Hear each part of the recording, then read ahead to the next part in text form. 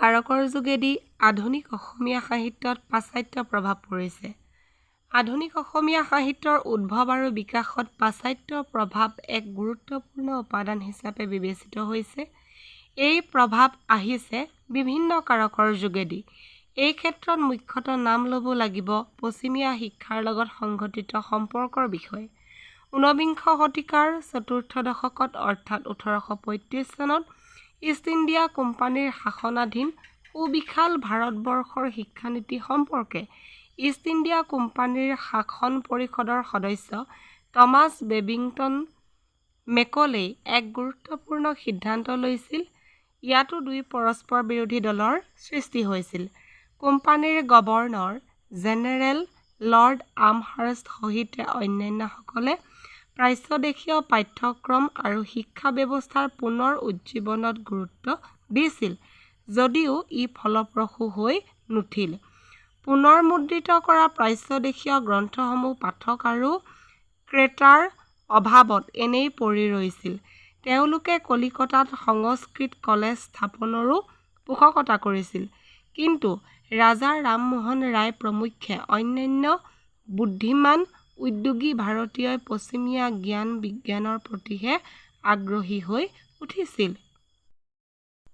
1825 চনত মিছনেৰীৰ উদ্যোগত শিক্ষা প্ৰসাৰৰ বাবে শ্ৰীৰামপুৰ কলেজ প্ৰতিষ্ঠা হৈছিল।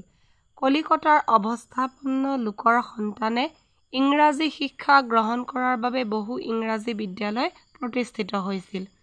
1817 চনত প্ৰতিষ্ঠিত বিখ্যাত হিন্দু কলেজ বা প্ৰেচিডেন্সি কলেজ প্ৰতিষ্ঠাৰ আঁৰতো আছে কলিকতাৰ সম্ভ্ৰান্ত লোকসকলৰ আগ্ৰহ। ইংৰাজী মাধ্যমত আধুনিক শিক্ষা প্ৰদানত আগভাগ লৈছিল ডেভিড হেয়াৰে। তেওঁ স্কুল স্থাপন আৰু ভাৰতীয় ছাত্ৰৰ উপযোগী পাঠ্যপুথি ৰচনাত গুৰুত্ব আৰোপ কৰিছিল। এইখিনিতে উল্লেখযোগ্য যে প্ৰাচ্যদেশীয় আৰু পশ্চিমীয়া শিক্ষা ব্যৱস্থাৰ মাজত চলি থকা বিবাদৰ ৰায়দান দিবলৈ 1835 চনত নিযুক্তি লাভ কৰে লৰ্ড মেকলে।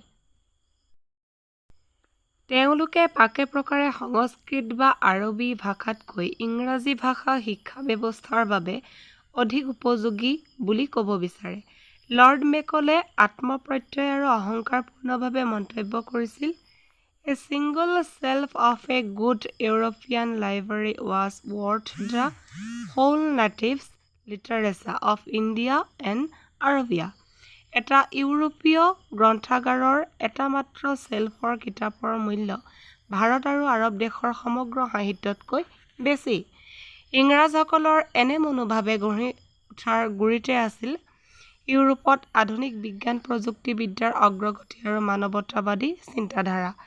প্ৰাচীন ভাৰতৰ মহত্বপূৰ্ণ ধৰ্মীয় তথা আধ্যাত্মিক দৃষ্টিভংগী তুলনাত ইংৰাজসকলৰ ভাৱধাৰা স্বাভাৱিকতে প্ৰগতিশীল আৰু বাস্তৱিক বুলি তেওঁলোকে ভবাৰ লগতে ইংৰাজৰ শাসন ব্যৱস্থাৰ ওপৰত নিৰ্ভৰশীল ভাৰতীয় মধ্যবিত্তয়ো তেনেকৈয়ে ভাবিবলৈ লৈছিল। অৱশ্যে এই ধৰণৰ বিদেশানুৰাগ সকলোৱে মানি ল'ব পৰা নাছিল। মাইকেল মধুসূদন দত্ত, কালীপ্ৰসন্ন সিংহ, ঈশ্বৰচন্দ্ৰ বিদ্যাসাগৰ আদিয়ে একে আশাৰে ইংৰাজৰ প্ৰতি সম্পূৰ্ণ আনুগত্য প্ৰকাশ কৰিব পৰা নাছিল। দুই একৰ ব্ৰিটিছ শাসনৰ প্ৰতি অনুমোদন থকাৰ গুৰিতে আছিল ব্ৰিটিছ সাম্ৰাজ্যতে ব্ৰিটিছৰ সমান অধিকাৰ আৰু মৰ্যাদা সম্পন্ন নাগৰিক হোৱাৰ আকাংক্ষা। তাতোকৈ গুৰুত্বপূৰ্ণ কথাটো হ'ল ভাৰতীয় আত্ম অভিমান। সেই সন্মান ৰক্ষা হ'ব পাৰে সমমৰ্যাদাত, আনৰ তলত নহয়। ফলত এক জাতীয় চেতনাৰ সূত্ৰপাত ঘটে। এই জাতীয় চেতনাই জাতীয় সাহিত্যৰ সৃষ্টিত ইন্ধন যোগায়। হীৰেন গোহাঁইয়ে কোৱাৰ দৰে কোনো তাত্ত্বিকে এতিয়া সৰবে ঘোষণা কৰাৰ দৰে পশ্চিমৰ যাদুদণ্ডই প্ৰাচ্যৰ নিদ্ৰিতা ৰাজকন্যাক জগাই তোলা নাছিল। তাৰ এক অনিবাৰ্য উপাদান আছিল ভাৰতৰ জনগণৰ জাতীয় আত্মবিকাশ আৰু প্ৰতিষ্ঠাৰ চেষ্টা। অসমত জাতীয় চেতনা আৰু জাতীয় সাহিত্য বিকাশৰ ব্ৰত গ্ৰহণ কৰা লক্ষ্মীনাথ বেজবৰুৱাই সজোৰে কৈ উঠিছিল, "মাতৃভাষা জাতীয় উন্নতিৰ সিংহদ্বাৰ"। গতিকে মাতৃভাষাৰ প্ৰচাৰ প্ৰসাৰ বিস্তাৰৰ উদ্দেশ্যে আধুনিক অসমীয়া সাহিত্য পত্ৰে পুষ্পে সুশোভিত হৈ উঠে।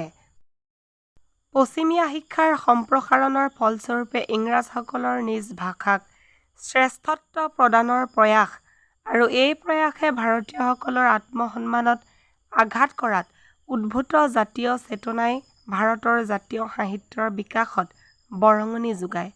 অসমতো সেই সময়ত সাহিত্য সৃষ্টিৰ গুৰিতে জাতীয় চেতনাৰ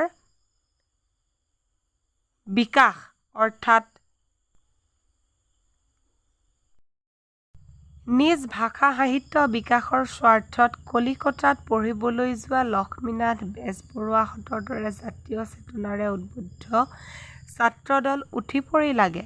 তেওঁলোকে 1888 চনত অভা-ঔষা সভাৰ জন্ম দিয়ে আৰু তাৰ পৰাই চন্দ্ৰকুমাৰ আগৰৱালা, লক্ষ্মীনাথ বেজবৰুৱা আৰু হেমচন্দ্ৰ গোস্বামী এই ত্ৰিমূৰ্তিয়ে লগ লাগি জোনাকী কাকতৰ জন্ম দিয়ে 1889 চনত।